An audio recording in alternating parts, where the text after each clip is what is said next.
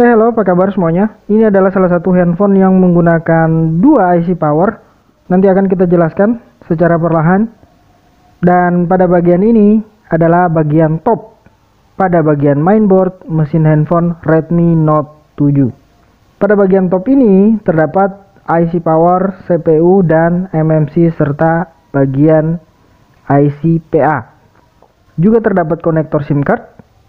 Jika ini adalah bagian top, maka selanjutnya kita akan melihat bagian bottom, di mana terdapat juga IC power.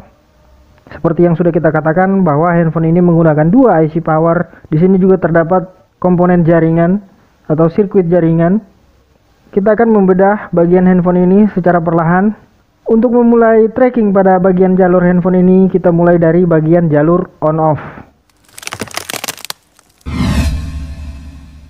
Untuk membahas bagian on-off, volume up, volume down pada bagian mesin handphone ini, kita kembali pada bagian top. Dan di sini terdapat IC power, kita akan memperbesar pada bagian area ini. Karena area ini adalah bagian soket yang menghubungkan mesin ini pada keypad on-off, volume up, dan volume down. Kita akan men-zoom bagian ini agar supaya terlihat lebih jelas lagi. Ya, zoomnya cukup seperti ini. Mudah-mudahan bisa jelas, teman-teman bisa melihat. Jika handphone ini bermasalah pada bagian on-off-nya, tentu saja teman-teman akan pusing. Maka dari itu, mari kita lihat sama-sama di mana atau bagaimana jalur dari bagian on-off handphone ini.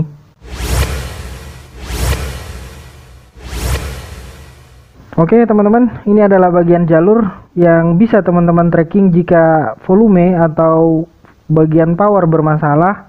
Pada bagian garis merah atau jalur warna merah menunjukkan jalur keypad untuk power yang masuk ke bagian resistor sebesar 1 kilo, dan jalurnya pun akan masuk lagi ke bagian bottom. Nanti kita akan terangkan, ini akan menuju ke bagian bottom. Lalu selanjutnya ada jalur volume down yang masuk ke bagian resistor sebesar 1 kilo dan masuk ke bagian IC power bagian A, karena IC power bagian ini adalah IC power bagian B. Selanjutnya ada volume up yang masuk juga ke bagian rangkaian atau komponen resistor 1 kilo, lalu masuk langsung ke bagian IC power bagian B. Jangan lupa bahwa handphone ini menggunakan dua IC power. Sekarang kita akan melihat bagian jalur keypad power dan volume down yang akan masuk ke bagian IC power selanjutnya. Oke teman-teman, sekarang kita kembali lagi pada bagian layout bottom. Di sini juga terdapat IC power. Kita akan melihat jalur dari volume up dan volume down tadi akan masuk ke bagian mana. Kita perbesar sedikit.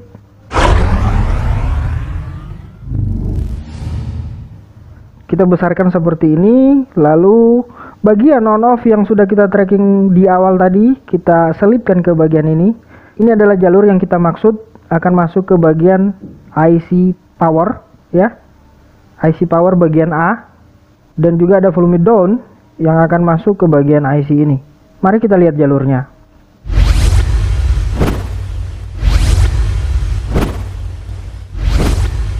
Oke teman-teman, jalur bagian keypad akan masuk menuju ke IC power sebelah sini tanpa melewati komponen apapun. Dia langsung masuk ke bagian IC power. Jadi jika bermasalah bagian on off-nya, harus kita ukur terlebih dahulu apakah jalurnya tersambung atau tidak. Lalu selanjutnya ada jalur volume down yang juga masuk ke bagian IC power. Bagian ini bisa teman-teman gunakan sebagai test point jika jalurnya terputus. Silakan teman-teman perhatikan jalurnya. Selanjutnya kita akan melihat bagian jalur untuk pengecasan, bagian konektor baterai, dan IC charger. Kita sudah mengetahui bahwa handphone ini menggunakan dua IC power. Pertanyaannya, IC chargernya terletak di bagian mana? Mari kita lihat. Oke, kita zoom seperti ini agar supaya teman-teman lebih jelas lagi melihat jalurnya. Ya, dari konektor ini adalah bagian konektor fleksibel yang menuju ke bagian USB, dan ini adalah konektor baterai. Yang pertama kita tracking adalah bagian jalur pengecasan. Ini adalah jalur positif dari tegangan fibas, yang dimana fibas ini berasal dari tegangan yang dihasilkan oleh charger yang kita gunakan untuk pengisian ulang. Jadi dari USB tegangan tersebut akan masuk ke fleksibel, lalu tembus menuju ke bagian konektor ini, masuk menuju sebuah MOSFET. Di sini terdapat sebuah MOSFET sebagai pengaman atau protect. Lalu dari bagian MOSFET ini tegangan tersebut akan masuk melewati beberapa komponen dan menuju ke bagian IC. Pertanyaannya, mengapa jalur tersebut menuju ke bagian IC power? Kita sudah membahas ini adalah IC power. Loh, kok bagian chargernya masuk ke bagian ini? Yang semestinya harus masuk ke bagian IC charger. Nah, ternyata pada tipe ini IC ini menggunakan IC power yang bergandengan atau menjadi satu dengan IC charger. Ya, dipersingkat seperti itu. Maka jika chargernya bermasalah, bisa saja kita harus mengganti bagian IC power ini karena modelnya satu paket. Walaupun handphone ini hidup, namun bagian pengecasan bermasalah dan kerusakan tersebut menuju kepada bagian IC charger, kita harus tetap mengganti IC ini, dimana secara otomatis akan terganti dua-duanya, yaitu IC charger dan IC power. Selanjutnya kita lihat. Setelah bagian tegangan USB atau fibas ini masuk ke bagian IC charger yang menjadi satu dengan IC power, akan mengeluarkan tegangan menuju bagian fibat. Disinilah terjadi proses pengecasan. Selanjutnya setelah tegangan fibat ini masuk ke bagian IC charger akan mengeluarkan tegangan VPH/PWR yang dibutuhkan oleh IC power. Mari kita lihat. Ini adalah bagian output IC charger yang menghasilkan VPH/PWR yang dibutuhkan lagi oleh IC power melalui lilitan, ya, keluar melalui lilitan dan akan masuk lagi ke bagian IC power. Teman-teman perhatikan di sini, dia keluar lalu masuk kembali. Ini akan dibutuhkan oleh IC power untuk mengeluarkan tegangan berikutnya yang kita sebut buck regulator dan LDO. Setelah beberapa jalur ini, masih ada jalur-jalur yang lain yang sering kita butuhkan saat mengerjakan sebuah handphone, baik itu jalur temperatur, ID, dan lain-lain. Mari kita lihat.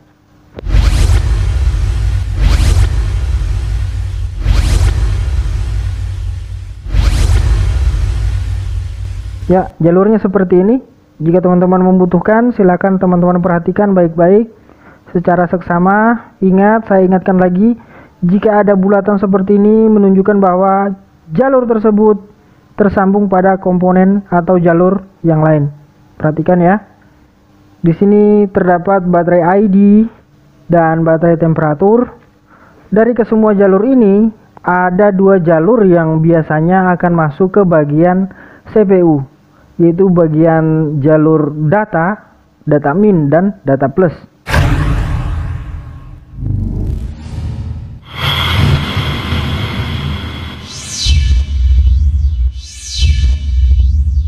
Ya, di sini teman-teman perhatikan, data plus dan data min masuk ke bagian IC CPU.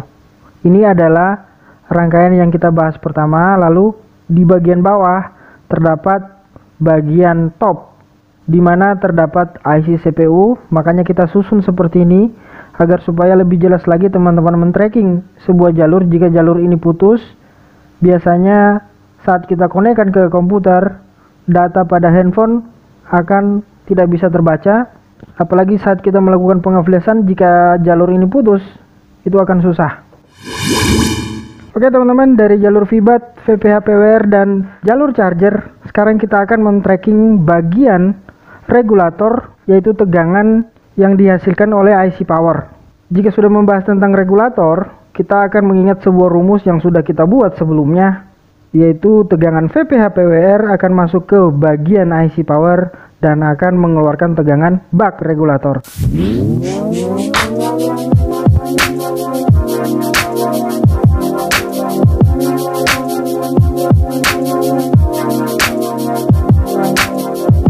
Di sini sudah terdapat beberapa titik ukur. Yang pertama kita lihat adalah jalur VBAT. Ini adalah tegangan pertama kali yang dihasilkan oleh baterai masuk ke bagian IC power melalui IC charger, lalu mengeluarkan tegangan VPH PWR masuk ke bagian IC power menghasilkan buck regulator atau yang sering kita sebut dengan VREG S. Di sini sudah terdapat VREG S1A, S2A, S3B, S6A dan sebagainya. Mengapa disebut dengan VREG S1A? Biasanya kita pelajari adalah tentang VREG S1 tanpa adanya embel-embel A atau B di belakang angka atau huruf. Hal ini menandakan bahwa handphone ini menggunakan dua IC power. Makanya buck regulatornya mengeluarkan tegangan A dan B. Untuk tegangan VREG S bagian A yang dihasilkan oleh IC power bagian ini. Sedangkan untuk VREG SB dihasilkan oleh IC power yang letaknya berada di belakang papan handphone ini atau papan PCB ini. Jadi itulah perbedaannya antara A dan B. Pada bagian button ini sudah ada beberapa titik tegangan buck regulator. Ini bisa kita jadikan tolak ukur untuk mengukur tegangan. Setelah IC power mengeluarkan VREG S sebagai tegangan buck regulator, maka VREG S tersebut salah satunya akan masuk lagi ke IC power, akan mengeluarkan tegangan LDO.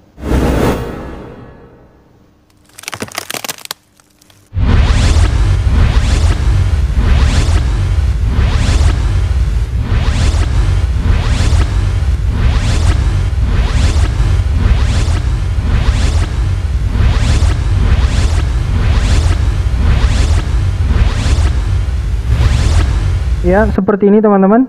Ini adalah VREG L dari L1 sampai dengan L19. Tegangan ini adalah tegangan LDO atau output LDO yang dihasilkan oleh IC power bagian A. Makanya di sini disebut dengan VREG L1A dan seterusnya. Itu menandakan bahwa tegangan ini dihasilkan oleh IC bagian ini. Pada papan PCB bagian ini juga terdapat beberapa tegangan L yang dihasilkan oleh IC power bagian B.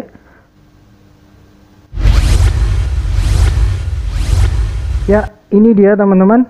Ini adalah output LDO yang dihasilkan oleh IC power di bagian sebelahnya, yaitu di bagian top, karena ini adalah sirkuit bagian button, yaitu VREG L6B, VREG L5B, VREG L3B beserta nilai tegangannya. Ini bisa menjadi titik ukur kita.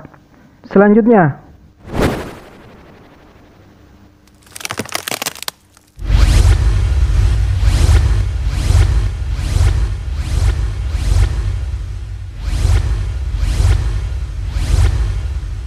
ini adalah titik ukur bagian LDO beserta buck regulator. Untuk buck regulator kita lihat ada VREG S 2B, yaitu titik pengukurannya bagian ini, dan yang lainnya adalah VREG L output LDO yang dihasilkan oleh IC ini.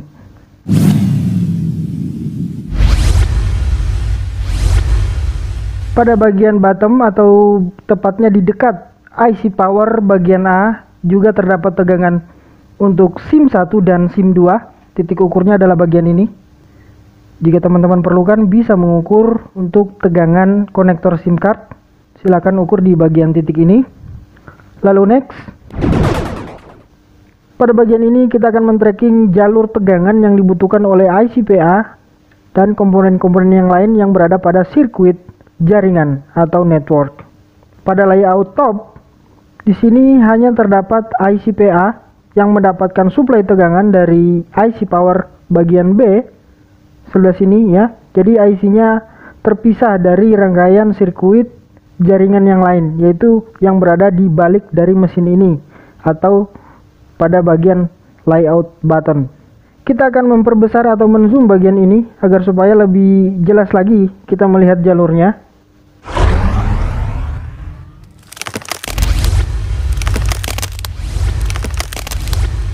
Teman-teman perhatikan, bagian IC ini mendapatkan tegangan awal, yaitu tegangan standby dari IC power bagian B. Lalu bagian jalur ini akan masuk ke bagian button. Ini adalah layout button. Jika tadi adalah layout bagian top. Ya, kita perbesar agar supaya lebih jelas lagi. Lalu selanjutnya kita selipkan di bagian ini jaringan yang sudah kita bahas pertama. Ya, ini dia teman-teman yang sudah kita bahas tadi dari IC power bagian B. Di sini terdapat dua jalur yang akan masuk lagi ke bagian sirkuit komponen yang berada pada bagian jaringan atau network yang berada di layout bagian button ini. Jalur tersebut langsung masuk ke bagian IC ini, dan begitupun jalur yang selanjutnya masuk lagi ke bagian sirkuit komponen ini. Setelah dua jalur ini masuk, masih ada beberapa jalur lagi yang akan mendukung kinerja dari sirkuit jaringan.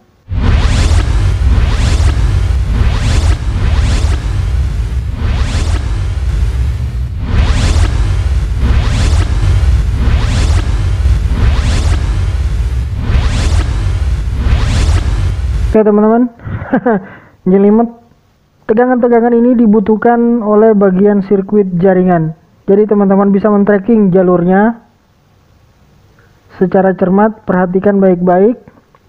Ini adalah bagian antena. Teman-teman bisa men-tracking sesuai kebutuhan teman-teman. Mudah-mudahan ini bisa bermanfaat untuk teman-teman semuanya. Dan untuk skematik yang lain, khususnya bagian kamera, LCD, dan display, bisa kita mengikuti request dari teman-teman. Silahkan komen di bawah. Mudah-mudahan ini bermanfaat untuk teman-teman. Saya akhiri. Assalamualaikum warahmatullahi wabarakatuh.